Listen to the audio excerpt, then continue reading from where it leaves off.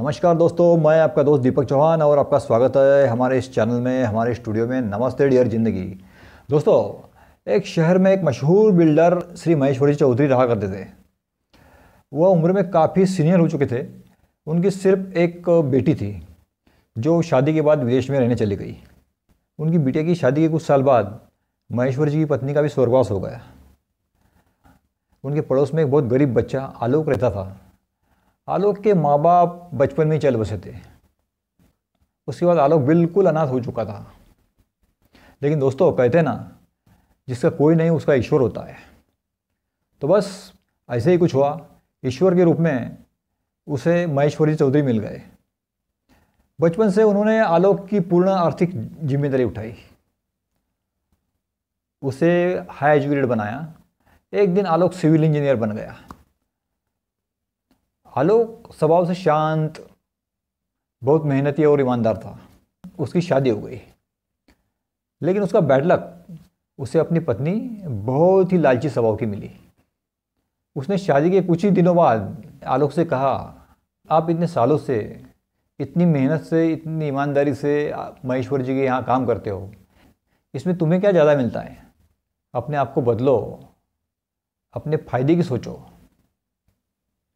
आप ये जो मेहनत करते हो, इसमें थोड़ी सी बेईमानी की मिलावट करो। अपने फायदे की सोचो। अब आप अकेले नहीं हो, मैं भी तुम्हारे साथ हूँ। आगे हमारा परिवार होगा। दोस्तों, ये बात आलोक की पत्नी आलोक को बार बार हैमर करने लग गई और धीरे धीरे आलोक बेईमानी के रास्ते पे जाने लगा। महेश्वर जी चौधरी अक्सर आलोक से कहा करते थे, आलोक बेटा, आप जो भी कंस्ट्रक्शन करते हो, किसी का मकान हो या किसी भी प्रकार का कंस्ट्रक्शन हो, वो कंस्ट्रक्शन आप अपना समझ के किया करो। अगर किसी का मकान बना रहे हो तो ये किसी और का नहीं, ये मेरा मकान है, ये समझ के किया करो। आलोक आज तक ऐसे ही करते आया था। एक दिन यह हुआ कि महेश्वरी जी चौधरी, जिनकी बेटी विदेश में रहती थी, उनकी इच्छा थी कि अब आप विदेश में रहने के लिए आ जाओ। तो महेश्वरी जी चौधरी ने अपनी सारी संपत्ति बेचकर विदेश अपनी बेटी के यहाँ जाने का निर्णय लिया। जाने से पहले उन्होंने सोचा कि आलोक बेटे ने मेरे लिए बहुत मेहनत और ईमानदारी से मेरे यहाँ काम किया है, तो जाने से पहले मेरी ओर से मैं उसको एक छोटा सा बंगला भेंट दूँ। तो उन्होंने आलोक को उस बंगलों का काम दिया। उन्होंने आलोक से नहीं बताया कि ये बंगलो मैं आपके लिए बनवा रहा हूँ। महेश्वर जी ने कहा, ये बंगलो भी आप अपना समझकर ही बनाना। लेकिन आलोक को उसकी पत्नी ने जो बेईमानी का सबक पढ़ाया था, उस अनुसार आलोक ने एक निर्णय लिया कि अब ये जो बंगला बन रहा है, ये पूरी तरह से मैं बेईमानी से बनाऊंगा।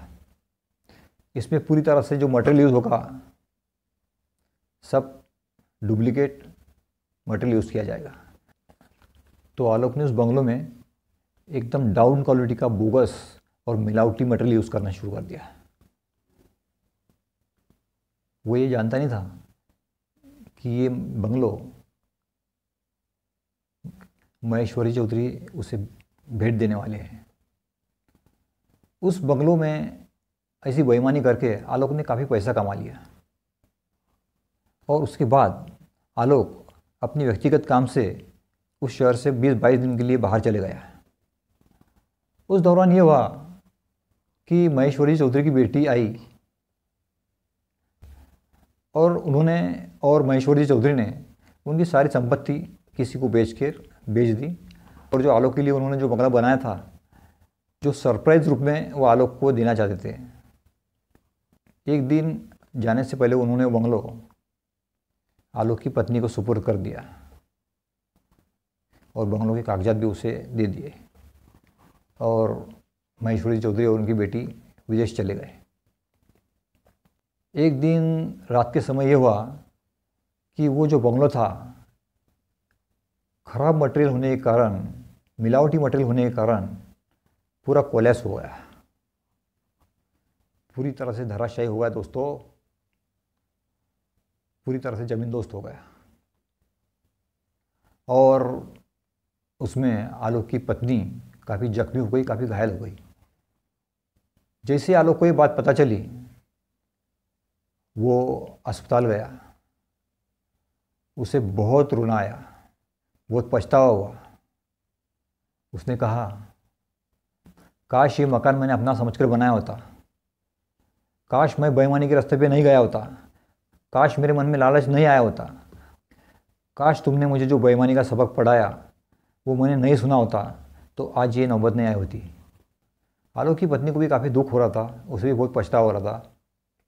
दोस्तों, आलोक ने वो जो बंगलो बनाया था तो उसमें बेईमानी करके उसने जितने पैसे कमाए थे उससे कई गुना ज़्यादा वो अपनी बीवी के इलाज में खर्च कर चुका था। तो दोस्तों, कहते हैं ना कि बेईमानी के ऊपर बना हुआ मकान और ताश के पत्तों का बना हुआ मकान एक जैसा होता है, कभी भी वो कोलैप्स हो सकता है।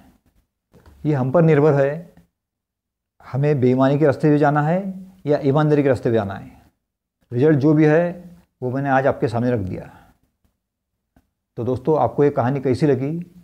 अगर अच्छी लगी हो तो लाइक कीजिए, शेयर कीजिए, और अब तक आपने हमारा चैनल सब्सक्राइब नहीं किया है तो प्लीज़ सब्सक्राइब भी कीजिए और देखते रहिए नमस्ते डियर ज़िंदगी।